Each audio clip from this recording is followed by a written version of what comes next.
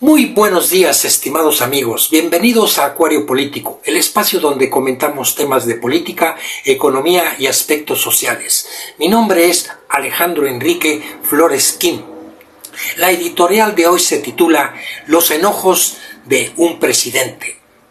Tenía 14 años de edad cumplidos cuando Luis Echeverría Álvarez se sentó en la silla presidencial y 20 años cuando le pasó la estafeta a su gran amigo José López Portillo. Ya no era un niño en 1970, pero sí un adulto en el 76 y lo suficiente para estar atento y enterado de los asuntos políticos. Además, crecí en una familia donde se hablaba de política, donde incluso desde niño llegué a escuchar historias y críticas sobre el comportamiento de los políticos. Se hablaba sobre la responsabilidad que tenía un presidente sobre el país.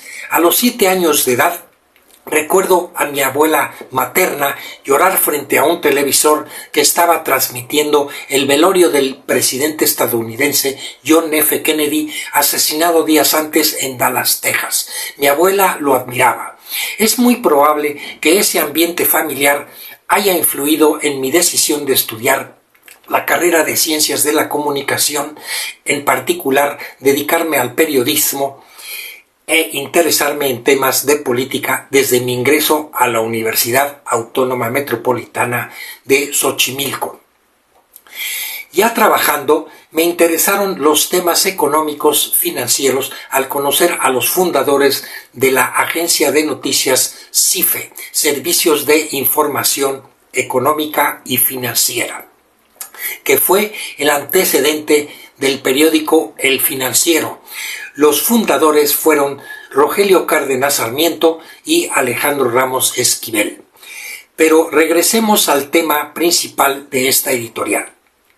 Al ser México un país tan presidencialista en el que todo gira alrededor del primer mandatario, el humor de un presidente es invariablemente tema de conversación. Del primer presidente que supe que tenía un temperamento explosivo fue de Gustavo Díaz Ordaz, sobre todo por los acontecimientos de 1968. Muchos adultos de esa época pensaban y reaccionaban de una forma muy parecida a Díaz Ordaz. Creían firmemente que sí había una conjura para que no se celebraran los Juegos Olímpicos. Por otra parte, a Díaz Ordaz se le consideraba un hombre honrado, que cuidaba cada peso cobrado por los impuestos y que cada inversión era transparente. Esto fue algo que realmente lo caracterizó y si alguien lo pone en duda, sería mejor que presentara las pruebas. En lo económico, México mostraba una estabilidad envidiable. El temperamento de Díaz Ordaz era otra cosa. Perdió los estribos cuando fue nombrado embajador en España durante el sexenio de José López Portillo, al ser entrevistado por los medios y se le tocó el tema del 68. Como diría Juan Gabriel, pero qué necesidad. Muchos presidentes deberían de aprender de otros anteriores a ellos, como es el caso de Adolfo Ruiz Cortines. Fue un político ecuánime, astuto y con un olfato político como pocos, de esos que no se dan en maceta. Luis Echeverría Álvarez y José López Portillo debieron haber aprendido algo de Ruiz Cortines.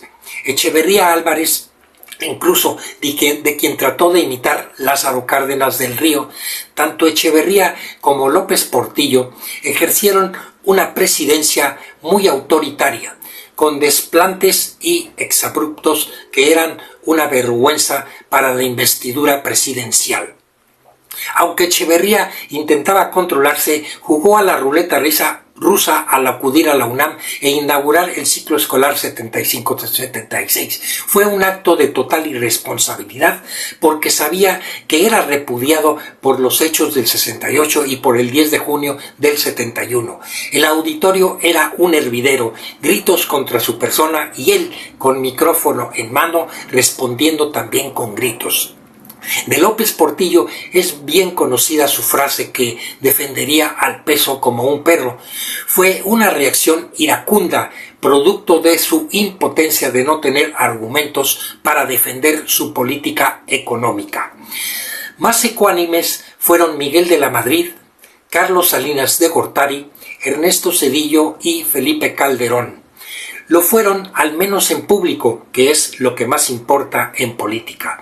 Como presidente se ve pésimo que un presidente pierda los estribos. Es lo primero que deberían de practicar antes de pensar en la presidencia como objetivo político. Fue lamentable que el presidente del cambio, Vicente Fox Quesada, también haya perdido los estribos, sobre todo en una entrevista para un canal de televisión, cuando dio por terminada la entrevista de manera brusca porque no le gustaron ciertas preguntas.